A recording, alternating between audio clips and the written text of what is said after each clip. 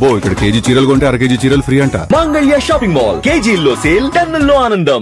సరే, మీరు మనం పుస్తకంలో చదివాను, ఆ పుస్తకంలో చివరి మాటగా ఒకటి రాసుకున్నారేంటి, మా నాన్న గురించి, బాంధవ్యాలను కొట్టి సూదిలా జారిపోయే నాన్న అని.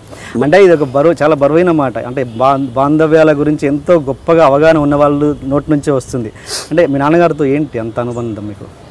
మా నాన్న డౌన్ టు ఎర్త్ మనిషి.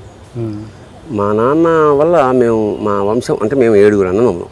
ఇవాళ 7 మా కుటుంబీకులు 60 మంది. ఇవాళ ఇప్పుడు మా ఫ్యామిలీ మెంబర్స్ 60 మంది ఉన్నాం. అందరూ హైదరాబాద్లో ఎక్కడెక్కడ స్ప్రెడ్ అయినా. అంటే మా ఇంట్లో ఏదైనా ఫంక్షన్ జరిగితే ఇంకే బయట వాళ్ళు ఎవరు రాక్కర్లా, అక్కలు.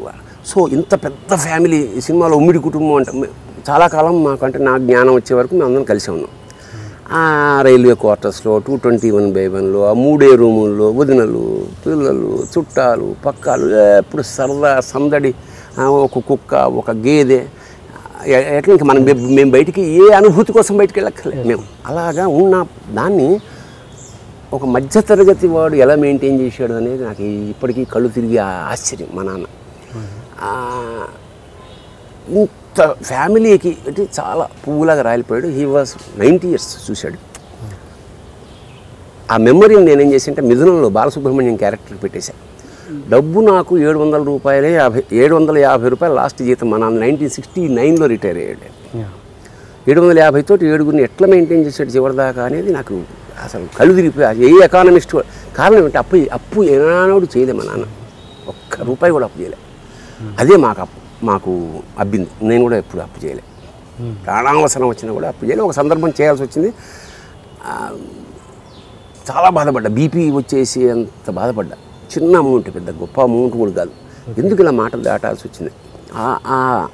అందుకని మా నాన్న పోయినప్పుడు, బికాజ్ నేను బేసిక్గా కవిని, నాకు సినిమా యాక్టరు ఇలా ఇవన్నీ కన్నా తనికెళ్ళ భరణి కవి అనిపించుకోవడం చాలా ఇష్టం. అలాగే సంక్షిప్తంగా చెప్పడం ఇష్టం, చిన్నగా. మా నాన్న మొత్తం క్యారెక్టరేషన్ టప్ని ఎలా చెప్పగలను అంటే, ఎన్నో బాంధవ్యాల్ని కుట్టి సూదిలా జారిపోయాడు నాన్న. అన్న, దట్ ఈస్ ద రిలేషన్షిప్. మా నాన్న ఇప్పుడు ఏడవగా నేను చూడలే, లోపల ఎంత క్షోభపడ్డాడు. దరిద్రం అనుభవించలే, ఐశ్వర్యం. అంటే మా నాన్నగారు, నేను సినిమాలు బాగా టాప్లో ఉన్నప్పుడు కూడా మా నాన్న ఈ వాజ్ వెరీ మచ్ హియర్. మా నాన్న నా దగ్గరే ఉండేవాడు. మా అమ్మ నాన్న, వాళ్ళమ్మ నాన్న, మా మామయ్య అత్తయ్య కూడా మా దగ్గరే ఉండేవాడు. మా నాన్న తమాషా ఏమిటంటే, వచ్చి ఇలా కారు మీద కొట్టేవాడు. ఠక్ ఠక్. డ్రైవర్ వచ్చి, తాతగారు ఏంటండి, నేను గడ్డం చేయించుకోవడానికి సికింద్రాబాద్ వెళ్ళాలి, ఒకసారి చెప్పు అనేవాడు. అంటే సికింద్రాబాద్లో ఆయన 50 ఏళ్ళ నుంచి చేయించుకుంటున్న షాప్లో వాడు ₹10 తీసుకుంటాడు. ఆయనకి ఈ కారు ఫ్రీ అని, ఆయన మన కారు కదా, ఇది పుకట్ అని ఆయన చేత. అంటే నాకు అర్థమైపోయింది, కంపెనీ కారు తెప్పించుకొని ఈ కారు పెట్రోలు, ఈ టైము, అక్కడికి అక్కడ వాడికి ₹10 ఇచ్చేవాడు. జన్మ వాడు పెద్ద దోస్తానతో, ఏం తాత ఎట్టున్నావు సారు ఈ డిస్కషన్లో. సో ఈ ఎకానమిక్స్ తెలియవు పాపం. సో చాలా అది చెప్పాక ఎప్పుడు ఏడవలేదు, ఎప్పుడు సరదాగానే ఉండేవాడు. జోక్ అంటే లోపల ఇంత అగ్నిపర్వతాలన్నా బయటకు మాత్రం. ఈ మాట ఎప్పుడు చెప్పలేదా మీరు, నాన్న పెట్రోల్ ఇంత అవుద్ది? ఆయన ఏం చేస్తున్నాడు, చిన్నప్పుడు మా నాన్న జేబులోంచి చాలా దొంగతనం చేసి ₹10, ₹5, ఓ ₹100, ₹1000 జేబులో పెట్టి చిన్నప్పుడు సినిమాలకు వెళ్ళడానికి కొట్టేశాను. దానికి వడ్డీతో సహా ఇస్తున్నాను. నా ₹1000 అంటే నాకెందుకు డబ్బు అనేవాడు. ఓకే. ఆ అప్పు చేయాల్సిన పరిస్థితి ఏ సందర్భంలో వచ్చింది మీకు? గ్రహణం అని ఒక సినిమా తీసింది. ఓకే. అంటే ఇంద్రగంటి మోహన్ కృష్ణ లండన్లో చదువుకుని డైరెక్ట్ నా దగ్గరికి వచ్చాడు. వచ్చి ఏమొచ్చాడంటే, సార్ నేను ఇంద్రగంటి ఫ్యామిలీయే బాగా చదువుకున్నవాడు. ఇంద్రగంటి శ్రీకాంత్ శర్మ, ఇంద్రగంటి హనుమశాస్త్రి, వాళ్ళ వైఫ్, వాళ్ళ ఆవిడ జానకీ బాల, మొత్తం ఒక సాహితీ కుటుంబం అది.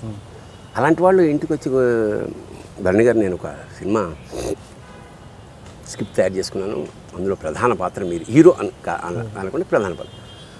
నాకు ఈ ప్యారలల్ సినిమా అంటే ఇష్టం. దీనికి బేస్ మా చిలకలు కూడా, ఎందుకంటే మా ఇంటి ముందు రైల్వే వాళ్ళు, పక్కన గుజరాతీ వాళ్ళు, ఇక్కడ ముస్లిమ్స్, ఇక్కడ క్రిస్టియన్స్, వచ్చి మినీ ఇండియా అంచేత నాకు అన్ని భాషలతోటి బాగా పరిచయం, అన్ని భాషల సంస్కృతి పట్ల ఇష్టం. మలయాళ సినిమాలు తెగ చూస్తుండేవాడిని. అట్లా నేను ఆర్ట్ ఫిల్మ్స్కి జానర్కి ఇష్టపడడం ప్రారంభించాను. ఇప్పుడు ఏమైంది, వీడు ఈ కుర్రాడు రాగానే సరే ఏమిటో స్క్రిప్ట్ ఉంది ఏంటంటే గుడిపాటి వెంకటచలం గారి కథని గ్రహణం అని రాశాను. గుడిపాటి వెంకటచలం 126 నవల్స్ రాశాడు. కానీ మన దౌర్భాగ్యం ఒక్కడి సినిమా తెలియదని, అంత గొప్ప సాహిత్యం ఉంది కూడా. అరే మంచి ఉద్దేశంతో వచ్చాడు, సరే ఏమిటాయని చెప్పాడు, స్క్రిప్ట్ ఇచ్చాడు. ఇంకేమేమిటి మీరు ఆ ప్రధాన పాత్ర సార్, ఇంకొక పాత్రకి రమ్యకృష్ణ గారిని అనుకుంటున్నా. ఈ సినిమాకి రమ్యకృష్ణ ఏమిటాయి, వర్కౌట్ కాదు మనకి ఆర్థికంగా, జయలలిత గారిని పెట్టు. జయలలిత అసలు సినిమా ఎంతలో, అసలు ఇంతకీ ప్రొడ్యూసర్ వాడే కావాలి సార్. చాలా గొప్ప విషయం చెప్పావా. ప్రొడ్యూసర్ కోసం సర్రా అని రోజు వెళ్ళి నాతో పాటు తీసుకెళ్తుండేవాడు. చాలా ఇంటెలిజెంట్, అసలు బాగా చదువుకునేవాడు. సాహిత్యం మా ఇద్దరు, తెలుగు అయితేనేమి, ఇంగ్లీష్ అయితేనేమి, ఫ్రెంచ్, మ్యూజిక్ కూడా, వెస్ట్రన్ మ్యూజిక్ కూడా బాగొచ్చు. ఇలా పరిచయం రామ్ గోపాల్ వర్మని పరిచయం చేశాను. నా తెలివైన కుర్రాడు. చూడండి, రామ్ గోపాల్ వర్మ మీద వదిలేసి నేను షూటింగ్కి వెళ్ళాను. నాకు ఫోను సాయంత్రం, సార్ రామ్ గోపాల్ వర్మ గారు నన్ను మెడ్రాస్ మన బొంబే తీసుకెళ్ళిపోతున్నాడని. ఎందుకన్నా, అదే ఈ లైక్ మీ సంభవం నేను తీసుకెళ్ళి, గొప్ప విషయం కదా. వెళ్ళాడు, ఓ సినిమా ఇచ్చాడు, సినిమా కూడా ఇచ్చాడు సార్ అని ఫోన్. వండర్ఫుల్. అది మధ్యాహ్నం బాగుంది. కట్ చేస్తే మళ్ళా వెనక్కి వచ్చాడు. ఏంటంటే నేను వచ్చేసాను సార్, ఏమైంది సినిమా తీశానండి, స్లో పేస్ ఉందన్నాడు. మళ్ళీ దీని నేను అన్నాను. మా ఇద్దరికి వర్కౌట్ కాలే, వచ్చేసాను. మళ్ళీ ఎప్పుడే ఉంటుంది, మళ్ళీ అక్కడ రావడం తీస్తాను. ఈసారి నేను ప్రొడ్యూసర్ని వెతకలేను, ఎందుకంటే ఏ ప్రొడ్యూసర్ దగ్గర చిన్న సినిమా చూద్దాం అమ్మా, గ్యాప్లో తీద్దామంటాడు తప్ప ఎవరు తీస్తాడు. సో నాకు ఒక గ్రూప్ ఆఫ్ పీపుల్ తెలిస్తే అందరం సమీకరించి లోయెస్ట్ పాసిబుల్ 7 లక్షల్లో సినిమా తీస్తాం. అందరు తెలిసిన స్టేజ్ ఆర్టిస్టులు, ఒక చోటే పడుకోవడం, ఒక నాటకం వేస్తే ఎట్లా చేస్తాం అట్లా 7 లక్షల్లో చిన్న కెమెరా, ఇవే పెద్ద పెద్ద టెక్నీషియన్స్ మళ్ళీ గోవింద్ ఇవాళ అతను రెగ్యులర్ కెమెరా సినిమా తీసాం. సినిమా తీస్తున్నప్పుడు ఒక అద్భుతం జరిగింది. ఏంటంటే దైవికం అంటుంది దీన్ని నేను చాలా ఎంజాయ్ చేశాను. నేను అది 1926లో రాసిన కథ, గుడిపాటి వెంకటచలం గారు. ఒక స్త్రీని అనుమానించే భర్త మీద కథ, సొసైటీ పరంగా తన ఇష్టం కానీ సొసైటీ ఇట్లా అంటుందని. సినిమా తీస్తున్నప్పుడు నేను మొత్తం 19 పీరియడ్ ఫిల్మ్ చేయాలి, అంటే మనం ఆ 1926కి వెళ్ళాలని చెప్పాను. నేను లేట్గా జాయిన్ అవుతా. సినిమా మొదలైంది, అందరూ బడ్జెట్ అందరూ తల లక్ష చేస్తారు. నేను my acting and my participation is free. అట్లా అందరం ఇన్వాల్వ్ చేయాలి. లొకేషన్ లక్కవరం వెళ్ళిపోయారు, సినిమా తీస్తున్నారు. నేను 10 రోజుల తర్వాత వెళ్ళి నాకు ఇచ్చిన కాస్ట్యూమ్ చూసి షాక్ అయ్యా. ఎందుకంటే ఇక్కడ అల్లికలు ఉన్నాయి, అల్లికలు ఉండకూడదు. వాళ్ళ అక్కే మృణాల్ని, మన కిరణ్మయి ఆవిడే costume designer. I was shocked. ఇదేంటి ఇట్లా కాదు, ఈ పీరియడ్ కాదు కదా, ఇవి తెలిసిపోతున్నాయి అన్నీ. కొంచెం లోపల బాధపడుతున్నా, ఏమైనా అనడానికి లేదు అనుకుంటే దర్శకుడి సిస్టరు మనసులో, అతను తెలివిగా అప్పట్లో మానిటర్ తన ఇంట్లోంచి తెచ్చుకున్నాడు చిన్నది. నేను ఒక రోజు నేను జయలలిత యుద్ధం సీన్ ఉంటుంది, కొట్టుకుంటాం, నల్లటి మంచం పడక మంచం పక్కన కొట్టుకుంటే ఇట్లా చూసా. మోహన్ కృష్ణ ఇది కలర్లో ఉంది కదా, ఒక్కసారి దీన్ని బ్లాక్ అండ్ వైట్ ఆప్షన్కి తిప్పవా అన్న. బ్లాక్ అండ్ వైట్ ఆప్షన్కి అంటే అప్పటికే అసంతృప్తితో ఉన్నా అని చెప్పే కదా, ఇట్స్ నాట్ వర్కింగ్ అవుట్. ఇలా తిప్పగానే నేను నా మనస్సు, నా ఆలోచన జప్ అని ఒక 1926కి వెళ్ళిపోయాను బ్లాక్ అండ్ వైట్లో. It was so beautiful, so beautiful. నేను వెంటనే మోహన్ కృష్ణ సార్ చూడు ఇది ఎలా ఉంది, నచ్చిందిగా, you are making this film black and white. That's all sir, మరి దట్స్ ఆల్. ఎందుకంటే కరెక్ట్గా అప్పుడే స్టీవెన్ స్పిల్బర్గ్ బ్లాక్ అండ్ వైట్లో పెద్ద సినిమా తీసాడు. ఇప్పుడు ఇది ఆడుతుంది, కోట్లు వస్తాయనే ఏం కాదు కదా, మన తృప్తి కోసం తీస్తున్నాం. చలో let it been black and white. ఈ కారణంగా కూడా మాకు నేషనల్ అవార్డు వచ్చింది. ఓకే, ఆ సినిమా పంపించాం. ఇప్పుడు ఇదో ప్రాబ్లం, అప్పు కదా, ఇది డిజిటల్లో తీసాం, నేషనల్ అవార్డుకి ఫిల్మ్ కావాలి. అవును, దానికి మళ్ళీ 12 లక్షలు ఎక్స్ట్రా ఖర్చు పెట్టి ప్రసాద్ ల్యాబ్స్కి మాట్లాడి, ఆయన రమేష్ ప్రసాద్ గారి అమ్మాయితోటి నేను కానీ కొంచెం తగ్గించి మాకు రేపు సినిమా ఫిలిం మాకు చేతికి వస్తుంది, మేము కట్టాల్సిన అమౌంట్ ఇంకో 5 లక్షలు. మా వాళ్ళకి ఫోన్ చేస్తే ఇప్పుడు మా దగ్గర డబ్బులు లేవు, ఉండని వాడి తర్వాత వచ్చినప్పుడు తీసుకుంటే నా మాట నేను రేపు డబ్బులు కడతాను, ఇది ఇచ్చేయండి అంటే నాకు తక్కువ చేశారు కదా, నువ్వు ఎప్పుడో కడతా అంటే కుదరదుగా. అప్పుడు నాకు ఏం చేయాలి, నేను ఎప్పుడు అప్పు చేసినవాడిని కాదు, అప్పులో మజా అంటే అప్పు చేయడంలో మజా కూడా నాకు తెలియదు. ఒకసారి అలవాటు అయితే అంటే కుదరదు, వణుకు స్టార్ట్ అయింది. ఎట్లా మనకు 5 లక్షలు ఎవరు ఇస్తారు ఇక్కడ, నిజంగా ఇస్తారు నాకు తెలీదు, నిజంగానే అడిగితే 10 లక్షలు కూడా ఇస్తారేమో తెలీదు. సరే మా రెడ్డి గారిని మన రావులపాలెం మిత్రుడు ఉన్నాడు, రెడ్డి గారు ఇట్లా అయిందండి, ఎంత కావాలి అన్నాడు. 5 లక్షలు ఎప్పటికి కావాలన్నాడు, కట్టాలండి, నైట్ ఎక్కుతున్నాడు అన్నాడు. తీసుకొచ్చి పొద్దున్న అంటే సినిమాల్లో చూపిస్తాను ఎంత కావాలా 20 కోట్లు పొద్దున్నే వస్తాయి అంటే అట్లా ఎట్లా వస్తుంది, వచ్చింది ఇచ్చేసాం అయిపోయింది. వీళ్ళు ఇవ్వాలిగా, కరెక్ట్. ఈ 5 లక్షలు అప్పే కదా, వీడు ఇవ్వట్లే ఇంకా. బహుశా అప్పుడే వచ్చిందేమో నాకు బీపీ అనుకుంటుంది. ఓ రాత్రి కూడా లేచేసేవాడిని.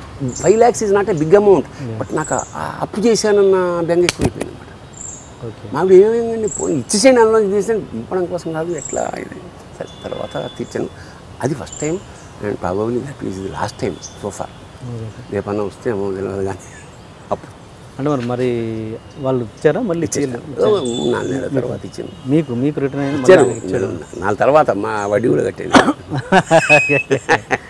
అంటే మీరు ఇంత కమెడియన్ ఆర్టిస్ట్గా రైటర్గా ఎప్పటి నుంచో ట్రావెల్ అవుతున్నారు కదా, ఒక 5 లక్షలు లేకుండా ఉన్నారా మీరు? 5 లక్షలు ఉన్నాయినా అదే అంటున్నా. మా ఆవిడేముంది, మనం ఉన్న డబ్బు ఇవ్వడం కోసం కాదు, అంటే అసలు అప్పు ఎందుకు చేసేవరా అని మా నాన్న ఫిలాసఫీ కదా, అప్పు చేయరాదు.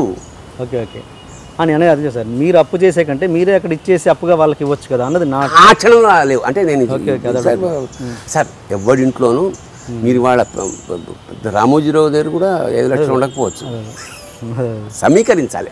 డబ్బులు ఎవరి ఇంట్లో పెట్టుకోగా, పైగా రేపే కట్టాలన్నప్పుడు ఇంక నీకు ఎట్లా చేస్తారు? అన్లెస్ పెద్ద బిజినెస్ ట్రాన్సాక్షన్స్ జరుగుతుంటే తప్ప. ఆ వ్యక్తితో మీకు ఏంటి అనుబంధం? ఇచ్చారు అనగానే రాత్రికి రాత్రి 5 లక్షలు ఇచ్చారు కదా. చాలా అనుబంధం. ఎందుకంటే నేను దాదాపు కృష్ణారెడ్డి గారి నేను ఒక సభకి వెళ్ళి అక్కడి నుంచి రావులపాలెం వెళ్ళి, రావులపాలెం ఒక విధంగా నాకు అత్తగారి ఇల్లు లాంటిది. నేను ఎప్పుడు ప్రతి సంవత్సరం నాటక పరిషత్ అంటే వాళ్ళకి బాగా డబ్బు ఉందండి, క్లబ్ ఉంది, సిఆర్సి క్లబ్బు, వాళ్ళకి ఆటలు ఉన్నాయి, క్రీడలు ఉన్నాయి, ప్యాక్ ఉంది, జిమ్ ఉంది, నాటకశాల లేదు. నేను నాటకాల వాడిని. నేను ఎప్పుడు వెళ్ళినా డబ్బు ఉంది కదా, అవి కట్టచ్చు కదండి, ఎందుకు కళ్యాణ మండపం ఏంటి కట్టండి అంటే, మేము నాటకాలు కడతాం, నాటకాలు ఎవడు ఆడిస్తాడు, మీరు రెస్పాన్సిబిలిటీ తీసుకుంటే అని. నేను గౌరవాధ్యక్షుడిగా ఇప్పుడు 17వ సంవత్సరం ప్రతి సంవత్సరం 3 రోజులు నాటకాలు ఆడతాయి, లక్షల్లో బహుమతులు ఇస్తాం. ఆ 3 రోజులు నేను అక్కడే ఉంటాను, అన్ని షూటింగ్స్ మానేసి. ఆ 3 రోజులు ఎలా ఉంటుందంటే, వెళ్ళగానే ఒక రూమ్ ఇచ్చేస్తారు, ఒక బార్బర్ వచ్చి నాకు ఒంటికి మసాజ్ చేసి అంటే ఇంకా ఒక 3 రోజులు చెప్పే కదా, కొత్త పెళ్ళి అల్లుడు వస్తాడు ఇంటికి, అంత ఊరంతా అంత రెస్పెక్ట్ వస్తుంది. సచ్ ఏ నైస్ ఫ్రెండ్ నాకు, మల్టీ మిలియనర్ అయినా చాలా సింపుల్గా ఉండే ఒక రెడ్డి గారు.